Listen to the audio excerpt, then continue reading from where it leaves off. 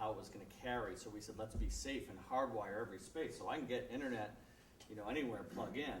Our wireless capacity is close to zero. So we had to set up in the art room. We also set up in the library as well. So we're getting there so more people can use all of it on a day-to-day basis. So that's just a brief pulse of a lot of the great things that go on at the Bachelor School every day.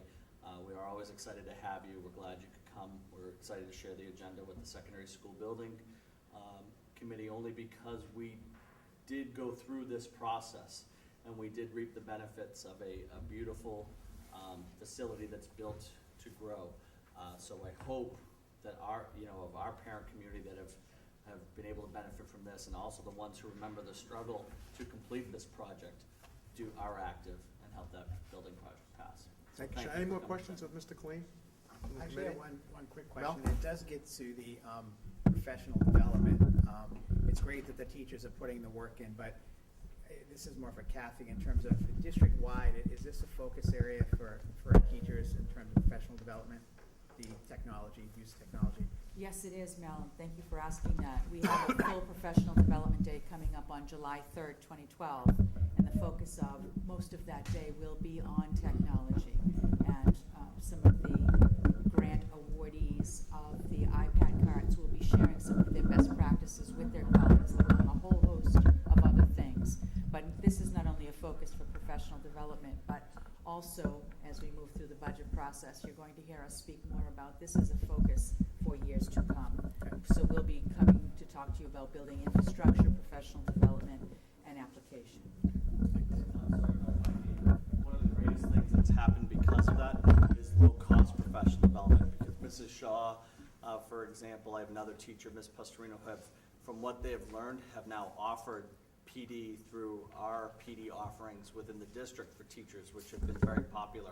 How to set up websites, how to use our new Google accounts for Gmail and shared documents and calendars, as well as smartboard planning too. So the teachers are taking off with it and then leading and training each other too, which is That's great. Cheaper, Yeah. which is a good thing too I think for it's us. More economical. Yeah, and I think Yeah, I no, think and it's genuine too, because then it's not only am I planning what I'm doing, if a teacher has another question, I can find out and follow up with that person, so it's pretty exciting. Yeah, I think it also works better because if you have people within your school or within your district who have used something and been successful, it's a little different than going out to someone somewhere that's a paid, instructor, and they're saying, well, this will be great, but it's going to be someone who's really used it, especially someone within your school. And if it works, then other people want to jump aboard. So I think that's great. Thank you, Sean. Yeah, and I just want to thank the NORCAM guys, because they're working very hard. We're coming at them from all different angles tonight, and they've All done over a the place. fantastic job. I want to jump back to the agenda, and there's an item on the agenda. It's an update that the superintendent normally gives at every school committee meeting, and then we'll open it up again for questions. This will only take 1 minute. But I just wanted to say that Superintendent Willis, from the time she took this position over a year ago, has been heavily involved in the secondary school building project. She's been the lead person for the administration in providing all of the information, and it's voluminous, that MSBA needed to move forward with this project. So the superintendent is up to date on this project as anybody. She's a member of the Secondary School Building Committee, and again, she is the lead person from the administration. So I'm just going to ask her to, in addition to just giving us the update that's on the agenda, any other comments that you might have, Kathy, that you wanted to make about the project? Sure, and at the outset, I'd really like to thank our designer, Brad Dorr, who really brought me up to speed with the whole building project, the MSBA, what I needed to focus on as a brand new superintendent, and then helping me think through the process as we move to hire our OPM and then move on with where we are now in the schematic design phase. So thank you, Brad. I really appreciate the education that I received when I came to the district. As far as where we're at with the MSBA SSBC, the last SSBC meeting was held Tuesday, October 18th. The OPM and the designer are in the process of setting up an outreach meeting with the police chief, the fire chief, the DPW director, and the CPC to begin discussions about traffic patterns. We all know that's very important, and they're working on that already. Informational meeting dates have been identified, and this is the first of many dates that will take place regarding informational meetings at school committee meetings. You've met Jeff Simons tonight, and he will be the Citizens Chair for Project Promotion. Representatives from Dorr and Whittier met with representatives of the middle school and the high school staff last week. And they spent an entire day at the middle school and an entire day at the high school speaking with teachers about their hopes and dreams, using a schematic design to talk about what will take us into the 21st century as far as progressive learning spaces. That was very exciting. I had a chance to spend some time at one of those sessions at the high school, and the teachers are just so involved in this process and so thankful to be involved in the process.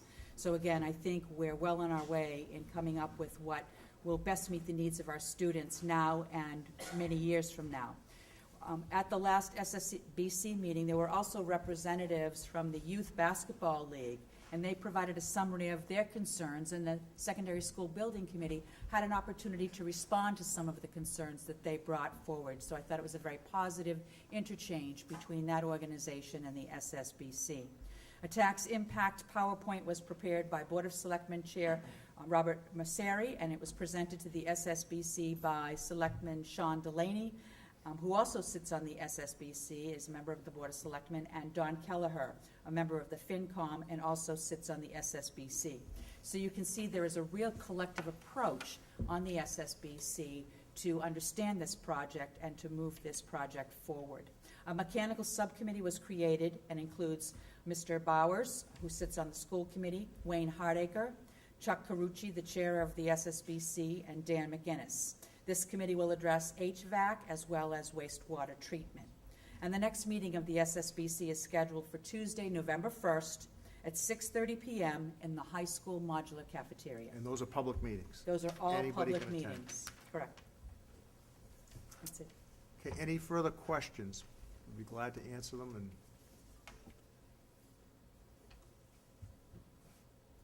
nothing further? Okay.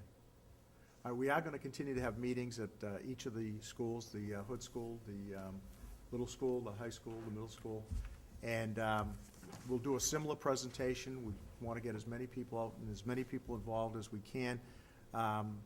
As Kathy said, Sean Delaney from the Board of Selectmen is a member of the Secondary School Building Committee. Brad Dorr, our architect, is here tonight. Cliff Bowers is not only on that subcommittee and on the school committee, but he's on the Secondary School Building Committee as well. So, you know, anybody that has any questions, feel free to reach out to any one of us, anybody that's on any of the committees. But certainly Jeff Simons. Jeff knows this project now, I think, as well as anybody. He's a great advocate. He's been doing this for a long time. So anybody has any questions, please. We're trying to get the information out. Janine, obviously, has been the lead person for the Secondary School Building Committee. She's been traveling around. I don't know if she goes home or not, but she's been trying to get the message out every place. So it's a very important project for the community, but it's not our project, it's your project. And we're going to need your support down the road, both at town meeting and at the voting places sometime probably in February. Mike? Jerry, the 96 million, is that a final number? No, the 96 million is the number that essentially, correct me if I'm wrong, Brad, was placed on this project by the MSBA at this point in time. Am I correct, Brad, on that? It was a preliminary estimate that was put together by the OPM and then our estimator. And now, as we start to go through schematic design, that estimate will be refined so that, you know, as we were saying earlier, in December, we should have, you know, more detailed information. But I think that's a pretty good estimate based on. That's the number we're using right now, because that's the number we have to work with. So in December, we'll have probably a more exact number. But, you know, again, on these things, from past experience here at the Batchelder, you're not gonna really know until the bids go out and you get into that process. You're gonna know what your number is when you sign up with the state. Right. So, and that number, you should have a pretty good handle on that in December. But right now, we are working with that $96 million number. As high as that sounds, that's the realistic number that we've estimated this project at right now. The other projects that are currently out there, that seems to be right in the mix. And don't forget, this involves two schools. I mean, we made a conscious decision a while ago to support not only building a new high school, but doing the core facility project with a completely renovated middle school. That'll essentially be a new school when we're through with it. Jerry, I have a couple more questions. Go ahead, Mike. How much of the 96 million is reimbursable? Do you Again, have an estimate on that? yeah, we do have an estimate on that. The number that we're looking at right now for the town share of this project is approximately $55 million, which means if you do the math, that the reimbursement would be about 41 maybe $42 million. But we're looking at $55 million as the town's burden. We're looking at that number as to how that will impact the tax rate. So And then I have another question. Does that include furnishing the classrooms, the that would, basketball courts? that would, and that all would include all of that. That would include all of that, yeah. Yes, Dan? A question for Kathy and John, but can you just give us a sense, the teachers are getting involved with the process, can you give us a sense for what they're the most excited about as far as what 21st century learning will look like and what our kids will have access to that they don't currently have access to, or a different way of learning or collaboration, or even interaction, engagement with their teachers and instructors? Catherine, could you come forward? You could tell the committee a little bit about your experience with the process that you face. Sure. Yes.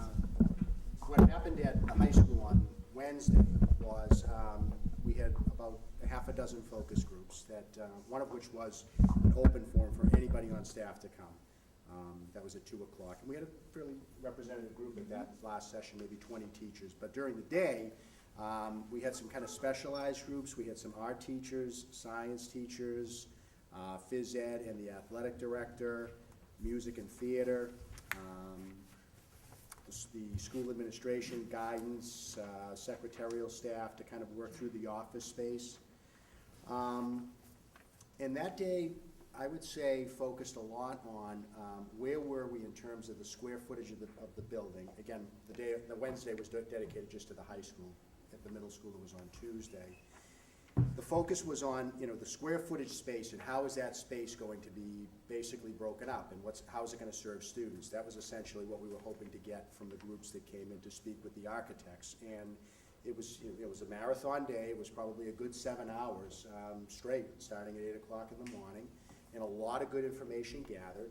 To your specific question about what do I think excited people the most, I would say, I don't know that I could identify any one thing. Science was a big thing. I mean, we had a good number of people come to speak to the architects. They were very excited about what they saw, had some good questions about, how the space would look and what was the size of it. So that would lead me to, I think, a second point that I think people were very excited about was size of classrooms, and where were they configured in the school, and how could they best serve some collaboration with their colleagues. There are a number of classrooms at the high school that are very small. Some as small as 550 square feet, which is very undersized. When the renovation had been done at the high school in the late 80s, early 90s, there were some walls that were put up dividing what were at one time large classrooms, but it cut them down into smaller ones, and they're very tight. And when we have a population now that exceeds 700 students, it's not unusual to see 24, 26, 27, 28 students in a class that's very, very small. A classroom that is physically small, and it just is not, it's not conducive to effective learning. So space was a big issue. How are we going to have enough room to do the kinds of things that we would like to do? So science labs, space. The art folks were very excited about the spaces. The thought of no longer teaching in what was once an auto shop, literally with a garage door, that you can imagine how it compromises the temperature of the classroom. It's not sealed properly. Water leaks in under it in the classroom. We also have that in a health classroom. But the thought of having art classrooms that are true studios that take in natural light and again just kind of maximize the opportunity for enhanced learning in art is very exciting to folks. I don't think it's any secret that we have a very vibrant theater program in this town.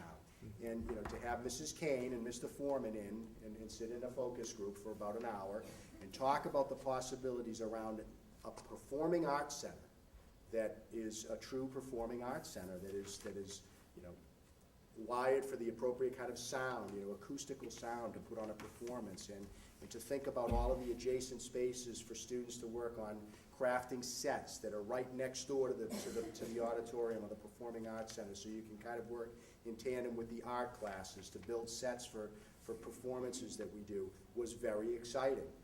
The athletic director and Claudia Brown, the curriculum specialist for phys ed, met in a focus group, and when you see what the possibilities are around a weight training facility, a multi-purpose room that can be used for wrestling, for dance,